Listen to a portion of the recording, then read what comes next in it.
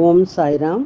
ஸ்ரீ சாயின் ஆசீர்வாதத்துடன் ஸ்ரீ கோவிந்த் ரகுநாத் தபோல்கர் என்ற ஹேமாத்மன் இயற்றிய ஸ்ரீ சாய் சச்சரித்திர கிரந்தத்தின் அடிப்படையிலே தொகுத்து மூல மராத்தியிலே விரிவுரையுடன் இயற்றிய தைந்தின் சாயிபோத் பேராசிரியர் டாக்டர் சீதாராம் கணேஷ் தேசாய் அவர்கள்.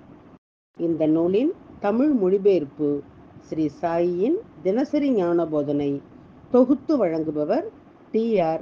மாதவன் அவர்கள். பிரார்த்தனை.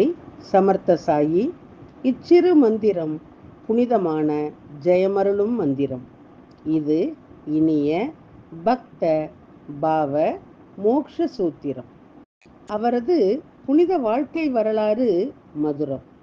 சாய்நாதர் கடவுள் பக்தியுள்ளவர், தர்மத்தை பின்பற்றும் பிரபஞ்ச பாலகர்.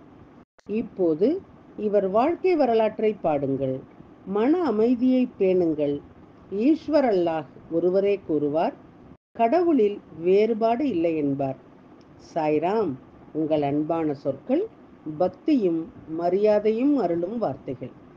ஓம் ஸ்ரீ சாய்ராம். ஸ்ரீ சச்சிதானந்த சத்குரு சாய்நாத் மகாராஜ் கி ஜெய். ஸ்ரீ சாயியின் இன்றைய ஞான போதனை. அத்தியாயம் 21, ஓவி 81. நூல் பட்டியல். பயனற்றது. பயனற்ற வேத பகுப்பாய்வு. இந்த புத்தக அறிவு அனைத்தும் பயனற்றது. இந்த மனம் ஆரோக்கியமற்றதாக இருக்கும் வரை. விளக்கம். பாடங்கர் உணர்ச்சிவசப்பட்டு நான் படித்த அனைத்து வேதங்களும் வீண். இந்த புத்தக அறிவு அனைத்தும் பயனற்றது. என் மனம் அமைதியற்றதாக இருக்கும் வரை எனது அறிவு அனைத்தும் பயனற்றது. மகாவாக்கியர்களையும் பிரம்ம ஞானத்தையும் தியானிப்பதில் என்ன பயன்? எனக்கு மன அமைதி கிடைக்காவிட்டால் இந்த படிப்பு அனைத்தும் பயனற்றது. கர்ணோபகர்ணி, உங்களை பற்றி நான் கேள்விப்பட்டிருக்கிறேன். உங்களை பார்ப்பது என் மனதை அமைதிப்படுத்தும் என்ற நம்பிக்கையுடன் நான் இங்கு வந்துள்ளேன்.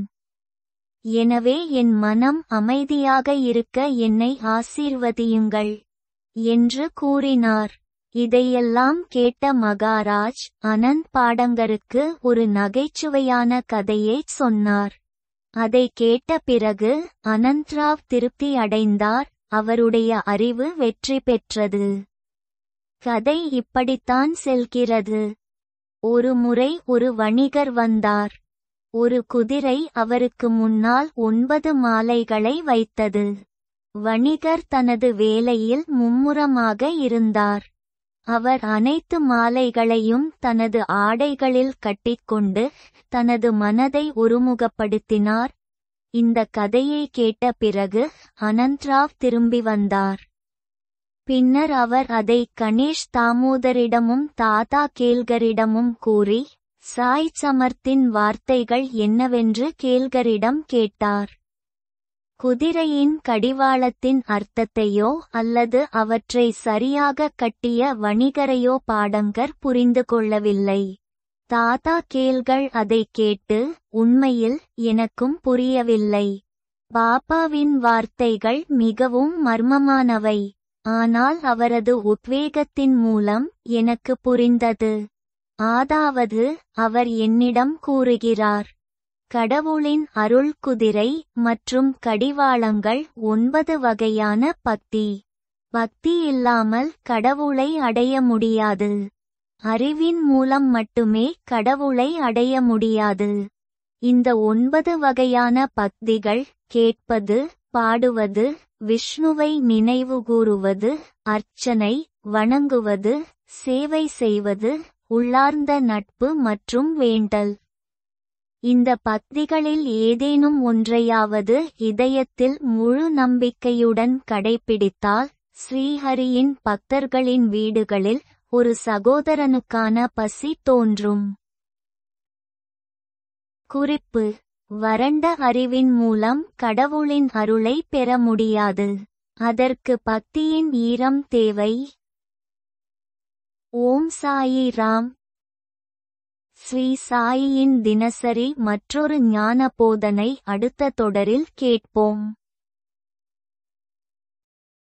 श्री सच्चिदानंद सद्गुरु साईनाथ महाराज की जय। श्री सच्चिदानंद सद्गुरु साईनाथ महाराज